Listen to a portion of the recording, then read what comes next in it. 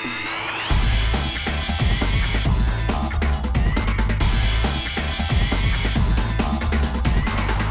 guys, what's up? It's Andrea. We're here at the exhibition floor at GDC. I'm standing here with Nathan. He's the executive producer of Crysis 2. This game looks amazing, and obviously from your booth I can tell that 3D is going to be a big push for you guys with this game. Tell me, what sets the 3D that you guys are using apart from some of the other 3D that we're seeing here at GDC? Yeah, we're really excited to be here at GDC showing Crysis 2 on these giant 65-inch televisions. What separates our 3D from all other 3D implementations right now in video games is that we do a deep 3D experience. We call it concave 3D, and we treat the frame of the television as the window frame into the world of Crysis. A lot of movies and some games, what they do is they throw stuff out of the screen at you so you feel the 3D. And what happens is if you focus your eyes like that back and forth between your two fingers, they get tired really fast because you're looking at something really close and something really far. We don't want to do that. We want the experience to start at the television and then go deep into the TV. Let's talk a little bit about the game, Crysis 2. Obviously the nanosuit is a huge important part of the game. Can you tell me a little bit about how it works? Yeah, the nanosuit is the key differentiator for the Crysis franchise. It separates us from all other first-person shooters, and there's a lot of first-person shooters out there where you're just a soldier with just a gun. And in Crysis 2, you have this awesome piece of warfare technology. It's called a nanosuit. It makes you into the ultimate super soldier. And what we like to tell people in a very high-level point of view is you can be fast, you can be strong, you can be invisible, and this makes you be the weapon. So we do this by giving you the powers of speed, to be able to sprint quickly, to be able to power jump, to ledge grab, to slide through the combat space. This gets you to combat faster than other games in single player and multiplayer.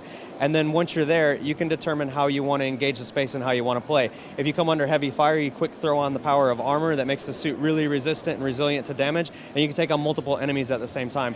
Or you can quickly go invisible and completely hide and move through the gameplay space and take out enemies one at a time and pick them off the way that you want. So if you're playing multiplayer, this creates a really dynamic play space as everybody's constantly throwing on armor or going invisible or moving to places in the map that you can't usually do in a normal shooter. So let's talk about the multiplayer for a little bit. So how many players do you guys support in multiplayer?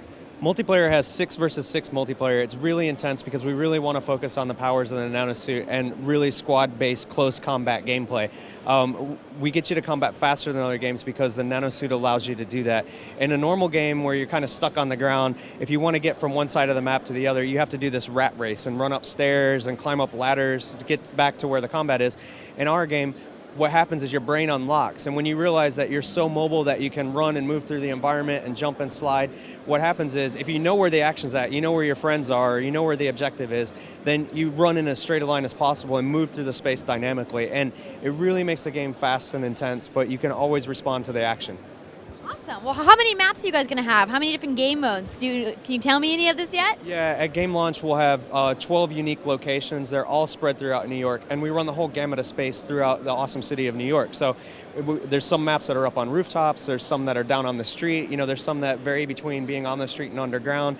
There's an awesome one that takes place on Liberty Island, so it's just all different settings in New York. They all support the single player story and fiction, and they're all a visual treat as well. Fantastic. One last question. Obviously, there's a lot of hype here at GDC about the Cry engine. Yeah. For viewers who are a little confused about the whole developing side, can you tell us in layman's terms what exactly this is and what it does for Crysis 2? Yeah, no problem. So at Crytek, we make two things. We make awesome games for gamers, and we want gamers to have a lot of fun playing our games. We also make awesome technology. So it's a really powerful piece of technology that allows us to play an awesome game like Crysis 2 and make an awesome game like Crysis 2 simultaneously on the Xbox 360, PlayStation 3, and the PC. And if you're a PC gamer, it scales the visual performance of the game and gives them additional graphics and visual eye candy, regardless of what their hardware specification is. So it scales really well. It's really powerful. It has lots of great visual features, and it allows us to make games really, really quickly by being able to iterate on our ideas and try ourselves and see what's fun as quickly as possible and determine whether we want to keep it in the game or throw it away and start over. Well, I cannot wait to see this game and have it in my hands. When can we get this game? Crysis 2 comes out March 22nd in North America and March 25th on Europe, and that's on all platforms. All right, well, you heard it, March 22nd. It's only a couple weeks away, so hopefully you got your money ready.